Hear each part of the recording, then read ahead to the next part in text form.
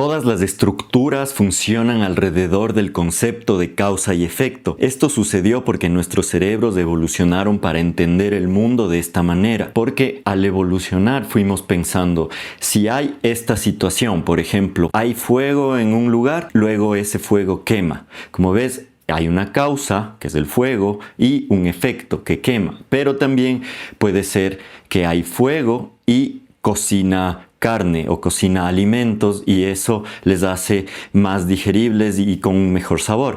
Entonces, los humanos aprendimos poco a poco a entender el mundo así, porque sucede con todo, sucede con nuestro entorno, sucede con ruido, sucede con la lluvia, con lo que sea. Es por esto que creamos patrones. Trata de llenar estos espacios que las causas crean. Hay muchas causas y llenamos con muchos efectos, se podría decir.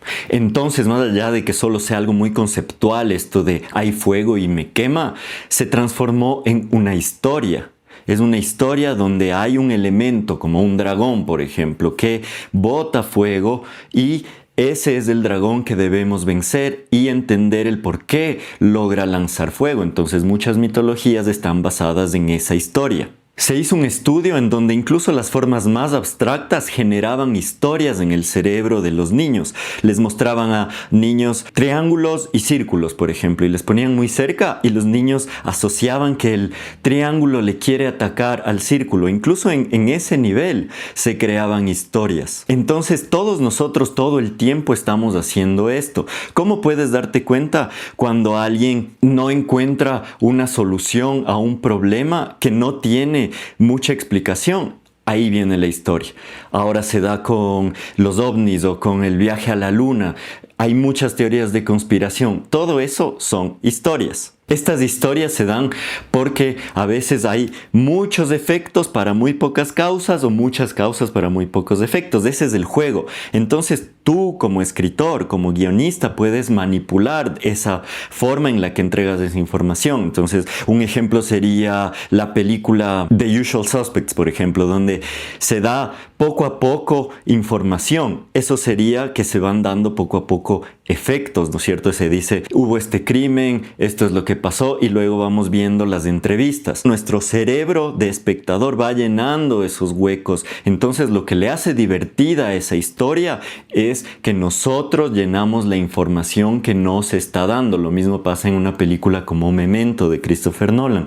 Ahí también, como nos van dando unas imágenes y el mismo protagonista no sabe qué ha pasado, somos nosotros los que junto a él vamos llenando la historia. Este proceso de llenar la historia es natural en todos los humanos.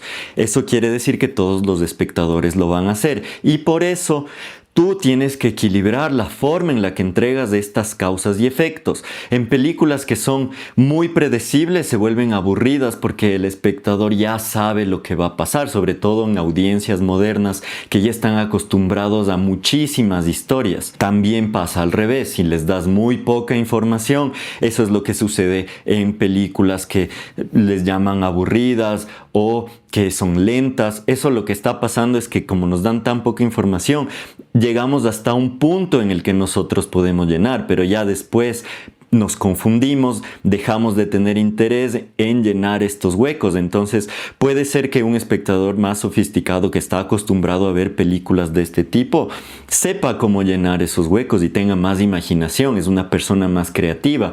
Si tú te fijas, eso suele pasar. Hay personas que les gustan mucho estas películas lentas o aburridas, pero en realidad es porque este espectador tiene más creatividad en sí mismo y le gusta que no le den mucha información para él llenarla. Y no le gusta un final anticipado, no le gusta que tenga inicio, medio y final, sino él crearse sus propias historias dentro de esta otra historia que el cineasta le está entregando. Son solo formas distintas de contar una historia. No quiere decir que una sea mejor que la otra. Ahora, un equilibrio siempre es bueno. Un equilibrio puede ser algo como Apocalypse Now, donde sabemos que está haciendo este soldado, está haciendo un viaje hacia el interior de la selva buscándole al general Kurtz, pero en medio pasan cosas muy desquiciadas, muy confusas, que pueden llegar al punto de abrumarnos, pero como sabemos que va a llegar un punto en el que se encuentre con este general, seguimos viendo. Las películas de Disney o Marvel son muy fáciles de predecir y películas de cinearte son difíciles, digamos, de predecir y por eso son para un público más reducido. No todos están dispuestos a hacer este juego, así como no todos están dispuestos a perder su tiempo con teorías de conspiración. Eso es personalidad y no depende realmente de ti. Depende de ti que elijas qué público es al que te vas a dirigir con esta situación.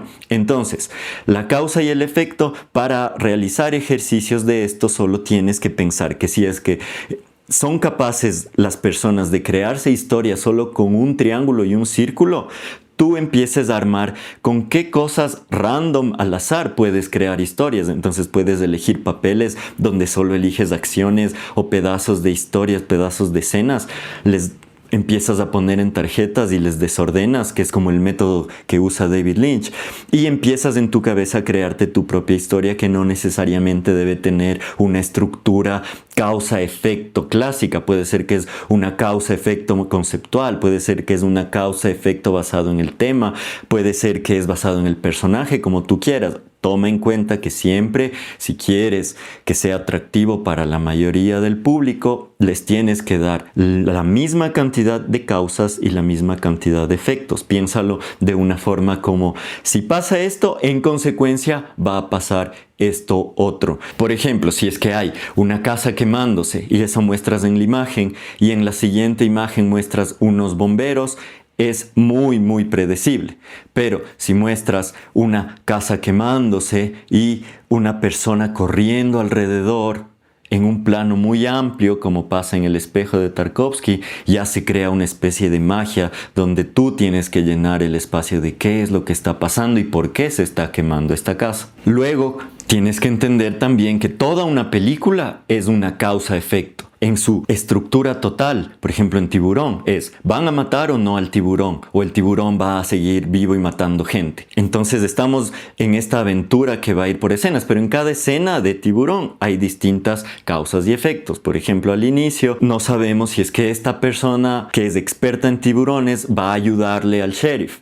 Luego, cuando ya decide si ayudarle, no sabemos si ellos van a ser capaces de matarles. Luego no sabemos si capaz el tiburón es el que les va a matar a ellos y así. Cada escena causa-efecto, pero en su totalidad la historia tiene sentido porque hay una causa, hay un tiburón asesinando gente en el pueblo y un efecto. ¿Se matará al tiburón o el tiburón matará a la gente? Este es el concepto más básico que debes entender para armar cualquier historia.